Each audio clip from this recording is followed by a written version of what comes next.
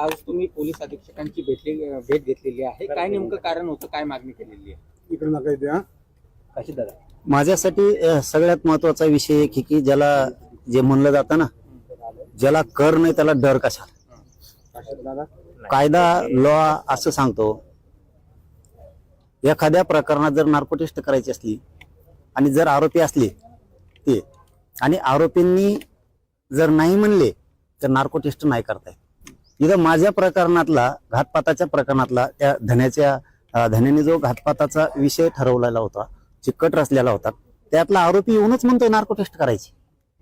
मग त्या अर्जाला मंजुरी द्या, तिची अंमलबजावणी करा त्या अर्जाची. माझा पण अर्ज दिलेला आहे, दोन्ही अर्जाची मंजुरी द्या, नार्को टेस्ट करा, दूध का दूध पाणी का पाणी होऊ द्या. कारण ही अशी संधी आहे आता, कारण ते परळीचं ते खरकट आहे ना, ते गप बसणारच नाही.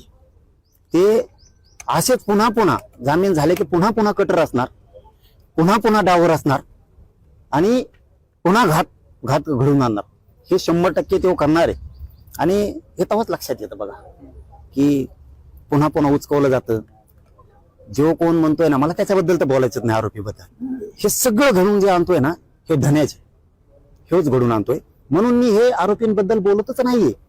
परंतु त्यातून एक गोष्ट लक्षात येते, काल जर परवा किंवा 2-4 दिवसापूर्वी जे काय प्रेस झाली आणि इथं सांगितलं गेलं की माझी जरंगीचे नार्को टेस्ट करा, तो लईच धुतल्या तांदळाचा होता ना तो आरोपी, तो असं म्हणायला पाहिजे होतं, तो म्हणला ना समाजाचा मला जे डाग लागलाय आता तो कसा पुसायचा. तो जर खास धुतल्या तांदळाचा होता ना, तर तो म्हणायला पाहिजे होतं 5ची 5 बी जणांची नार्को टेस्ट करा धन्यासहित, असं म्हणायला पाहिजे होतं. तिथे तो मुंडे साहेब म्हणतो, म्हणजे तुला पुन्हा तिकडूनच फूस लागली आणि पुन्हा तू कुटाने करायला लागला. त्याचा अर्थ असा होतो की काय बरं का, मी गप्प बसलो होतो. का बसलो होतो ते पण मीडियाला सांगतो, आणि मीडियाला मी 2 वर्षापासून खोटंही बोलत नाही. मीडियाला चांगलं माहिती आहे तुम्हाला सुद्धा की ज्यावेळेस घातपाताची घटना घडली गेली त्यावेळेस त्या आरोपीची ती माऊली, बायको आणि आई, त्या माऊलींनी असं सांगितलं होतं मीडियातून की हे पेतय, याच्या हातातून झालं सुद्धा असेल, घरात सुद्धा लई त्रास देतय, पण जरांगे पाटलांनी लय मनावर घेऊन. मला कुठेतरी ते शब्द जिवारी लागल्यासारखं झालं की त्याची आई आणि ती बायको खूप सोन्यासारखे चांगले आहेत, की चला जाऊ द्या, त्यांनी मीडियातून का होईना म्हणलेत ना. पण हे असं पोरग आहे, हे स्वतः सुखाने खायचं नाही आणि त्या घरच्याला सुखाचे तुकडे नाही खाऊ द्यायचं.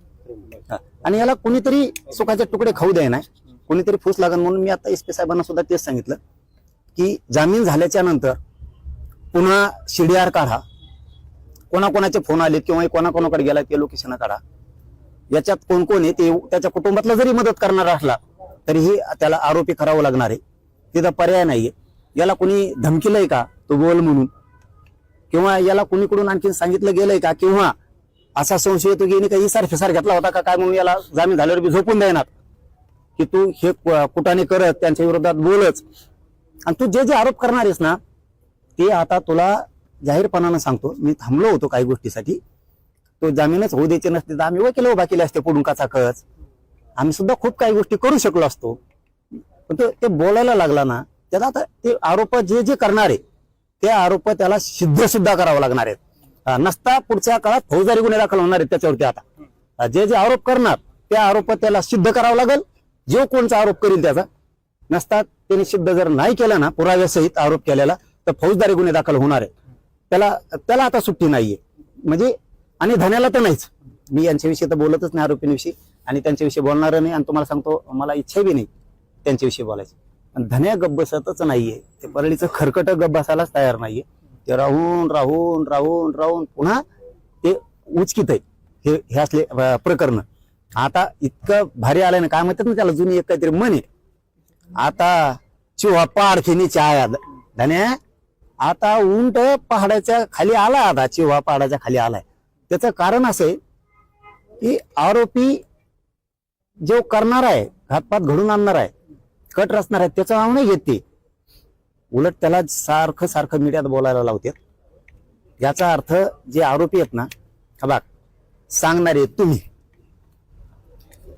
आरोपी घातपात धन्यानी ठरवलंय म्हणून रेकॉर्डिंग घ्या तुमच्या मोबाईलच्या, आमच्या नाही.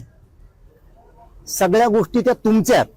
आणि तुम्ही जर आता मीडियात येऊन म्हणत असलात की आम्हीच रचलंय आणि तिकडून नाहीच आहे.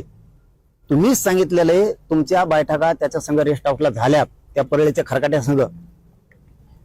आणि आता अशी योग्य वेळ आली की आरोपीच जर म्हणतोय नार्को टेस्ट करा तर तपास यंत्रणेनं ते अर्ज आता कोर्टापुढे ठेवला पाहिजे, त्याला मंजुरी घेतली पाहिजे, त्याची अंमलबजावणी केली पाहिजे. आणि त्या तीनही आरोपीची नार्को टेस्ट आता तपास यंत्रणेनं मागायला पाहिजे. आणि त्या परळीच्या खरकाट्याची धन्याची पण आणि माझी पण एकूण 5 जणांची होणं गरजेचं आहे आता. कारण आरोपी म्हणतोय, एक तर आरोपी जर नाही म्हणला ना नार्को टेस्टला तर नाही करता येत. आता आरोपीच म्हणतोय म्हणल्यावर किती भारी झाला. आता ह्यो जर तिथं गेला नसेल तर नार्को टेस्ट मध्ये येणार नाही ना. आणि गेला असेल, याला जर धन्याला किंवा त्याच्या त्या पीएनी कोणी बीडचं आहे ना ते त्यांना बोलला असेल तर नार्को टेस्ट मध्ये येणार नाही ते. म्हणजे धन्या ऑटोमॅटिकच येतोय आता. म्हणून याची नार्को टेस्ट होणं खूप गरजेचं आहे. म्हणून आता यांनी तो अर्ज तपास यंत्रणेने कोर्टात दाखल करून त्याला मंजुरी घेणं गरजेचं आहे नार्को टेस्टसाठी. आणि यांचा जामीन रद्द करून यांचे अंडर ट्रायल सुरू करणं गरजेचं आहे.